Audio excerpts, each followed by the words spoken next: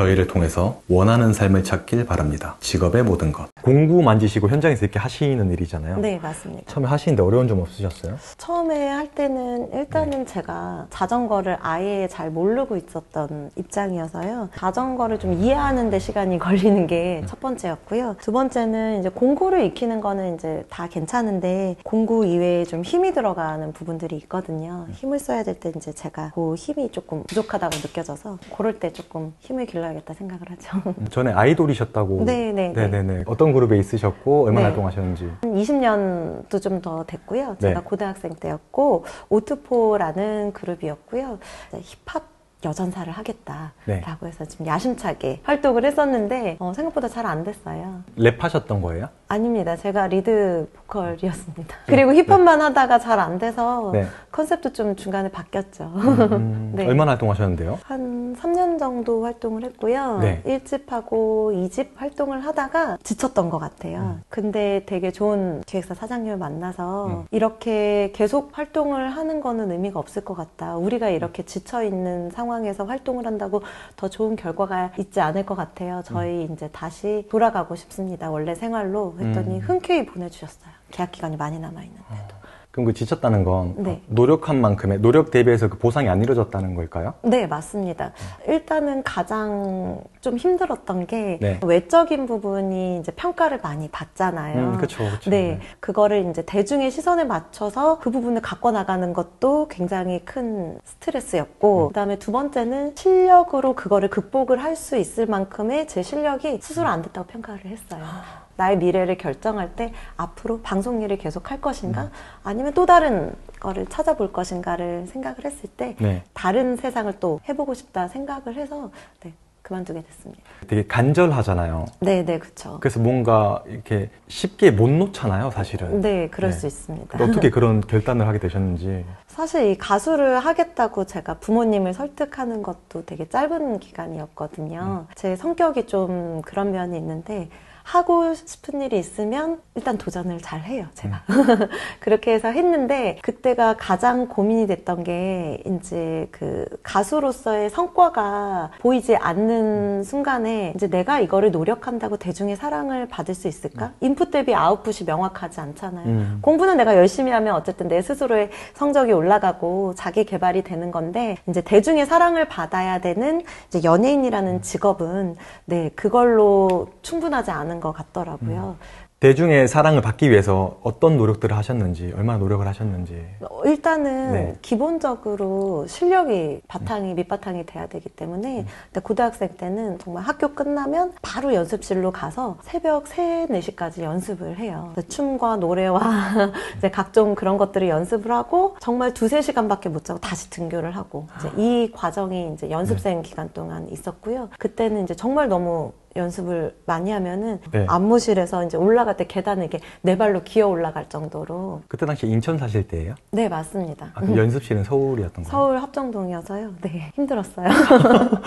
그럼 그때 당시에 유명했던 그룹은 어떤 그룹이었어요? 그때 저희랑 딱 데뷔 동기가 G.O.D. G.O.D? 네, 코요테. 굉장히 지금도 아주 사랑을 받는 그런 그룹이고 저랑 나이대도 이제 비슷하고. 저희 채널 공식 파트너사 소개해드릴게요. 휴대폰 필요할 때 여기 모르면 큰 손해인데요. 전환지원금 최대 50만원에 비밀지원금까지 놓칠 수 있거든요. 아정당에선 부가 서비스 가입 없이 지원금 최대로 받고 주문 당일 받아볼 수도 있습니다. 약정 끝난 인터넷 가전 렌탈도 가만히 두면 최대 78만원 손해. 법이 정한 지원금 꼭 챙기세요. 365일 밤 10시까지 상담 가능하고 아정당은 이사 중 물품 파손 시 본사에서 최대 1000만원 보상해주며 이사 당일 불만족 시 전액 환불해주는 보장 이사 상품도 있습니다. 정당하게 맞자. 아정당. 혹시 여기 그 차리는데 얼마 들었는지 여쭤봐도 되나요?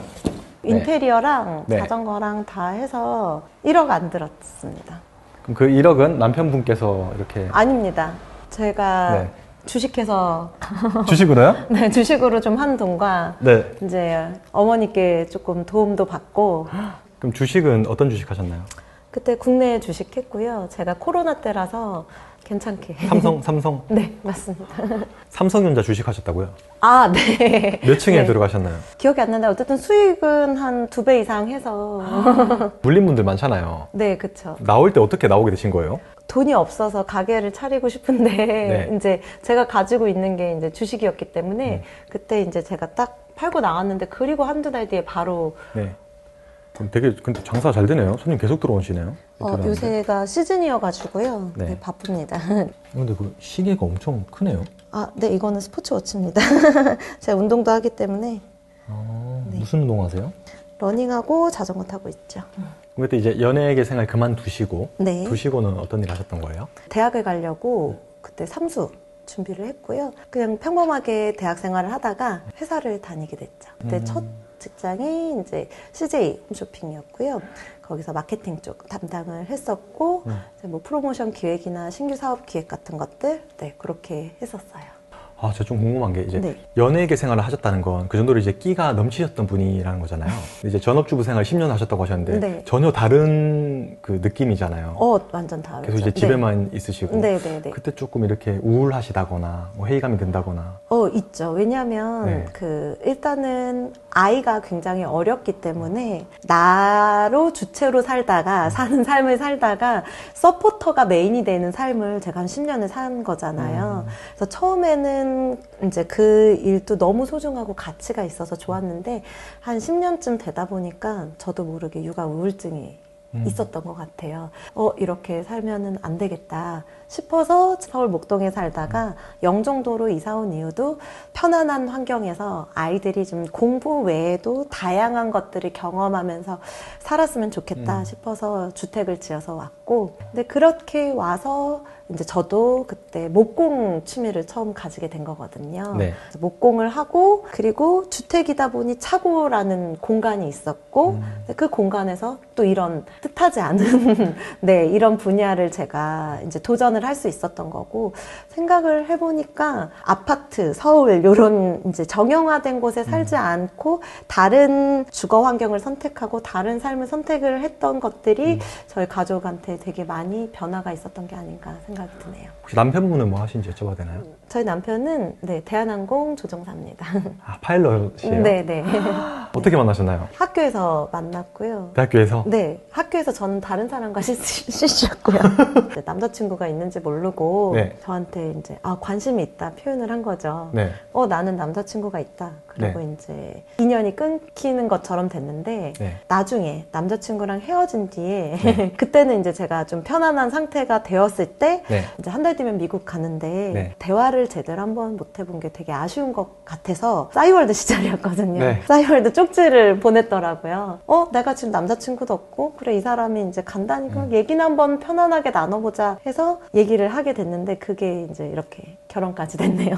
이제 다양한 이제 얘기를 하는데 저희 남편이 취미 부자였거든요. 네. 근데 저는 취미가 없었어요. 왜냐하면 이제 방송 일을 그만두고 대학을 가서도 되게 열심히 하고 빨리빨리 졸업을 해서 조기 취업을 제가 한 상태였거든요. 그래서 저는 제 생활을 막 급급하게 사는데 저희 남편은 굉장히 여유롭게 취미가 많은 사람이라서 그 취미 얘기 듣는 게 되게 재밌고 부럽더라고요.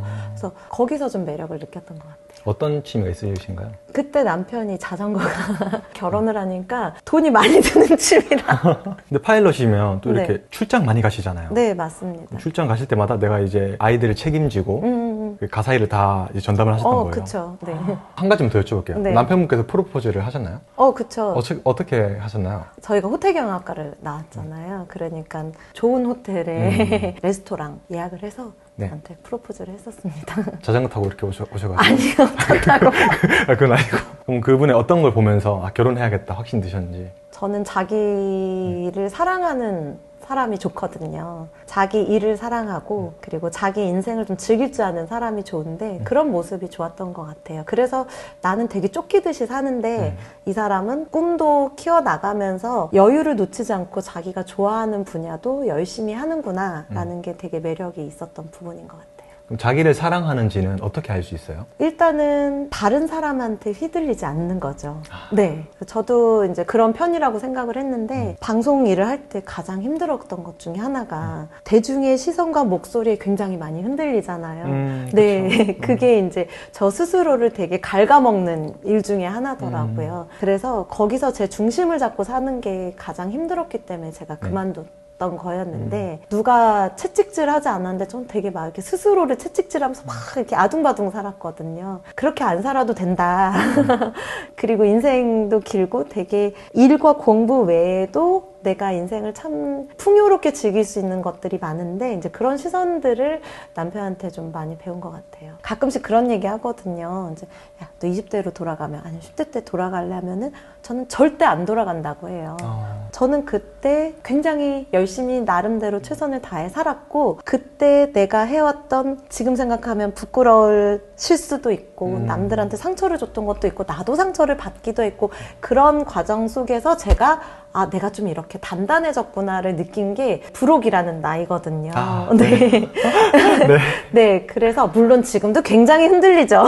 흔들리지만 제가 이제 조금 젊었을 때보다는 내 마음의 내면이 좀 단단해지고 있구나. 네, 그거를 좀 느끼는 시기인 것 같아요. 고민을 했던 부분이 보통 이제 40대면은 기술직으로 말하면 이제 숙련자가 되어 있어야 하고 저는 사실 자전거 입문한 지 이제 겨우 2, 3년밖에 안 된 비기너거든요. 네.